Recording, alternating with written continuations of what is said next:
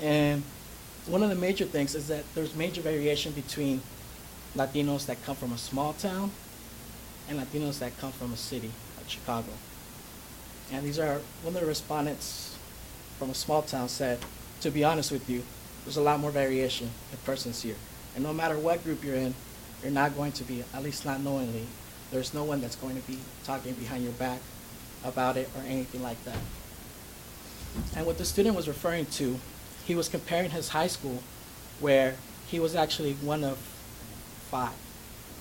And he felt that at that moment, he was receiving all these different forms of criticism. He felt like he was being singled out. He felt like he had to keep his guard up because he was the only Latino. And when he came here, it was completely different. He saw that there was more Latinos compared to his town. And I think this really informs the next research that I'm going to be doing, which is looking at Latinos from different geographical locations. And in the city, a participant said this campus is much larger, not as diverse. And she's comparing it to her hometown, to her neighborhood back in Chicago. Another student said, I guess when I came to the U of I for the early admissions event and when we were giving a tour and stuff like that, my mom was right away, oh my God, we're the only Mexicans here, the only Latinos. Everyone else was white. She found it very weird and felt a bit shocked to participate in stuff. And I think you can really see the difference between Latinos from the city and Latinos from a small town. But this is a quick disclaimer as well. Latinos from the city also had different perceptions as far as what diversity meant for them.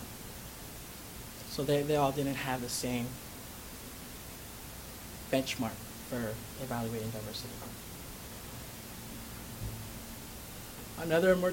Another theme that I've came across and relates back to critical race theory and community cultural wealth.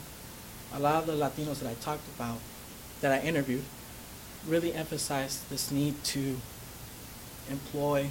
They all had high aspirations. They all had big goals. They all talked extensively about the community. They talked about their family, and they talked about the sense of resistance. And I feel that all correlates back to Yoso's work. And that's really been the driving force behind their success here. So these are a couple of quotes that I've gathered from the different forms of wealth that the students employed. For aspirational, Richard said, I gotta do this for the community because I have a strong sense of pride for my community. For familial, Melanie was talking about her mom and the lack of opportunities that she had to pursue a formal education. She was smart, brilliant, and that was without formal education. And that's what was really driving Melanie. Education is the most important thing, you know what I mean? That's what her mom, worked so hard, you know what I mean? For social, there's a major emphasis in interacting with other students outside their own ethnicity, which I found very interesting. And a lot of them most of the students were talking about how by interacting with people outside their Latino community, that was going to prepare them for the professional world. That they had to acquire these navigational skills to be prepared for the real world. And resistance, Melanie talked about how she didn't feel a sense of belonging, but then she created her own sense, her own niche, her own sense of community. The fact that I felt I didn't belong here made me want to outreach to my community and want to learn more about what it is to be a Latina. So again, it's nourishing her sense of identity. And that was driven by her sense of isolation and alienation. And with CRT was very interesting because a lot of students talk about individualization, how they feel a sense of responsibility to take it upon themselves to succeed. And one of the students was in the college where he's one of the few.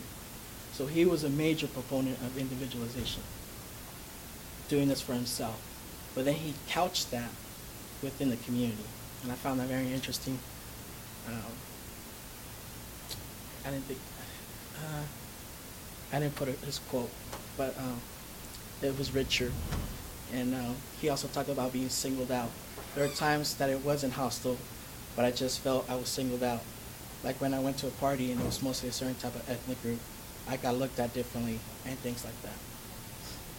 Melanie also talked about this moment in her class where she finally, when she realized that she was surrounded by people that she wasn't able to relate to. I'm in a room full of these white people, and then I felt very warm inside. For the first time, I was, oh my God, I'm a minority. I took my race into consideration, and that's never happened. Never thought about race at all. And then Kryptonite, he talked about his high school. And this is a student from a small town. I guess it was tough growing up in that environment because you always know that where you're going, that you were going to be treated as if you were different. So that kind of sucked.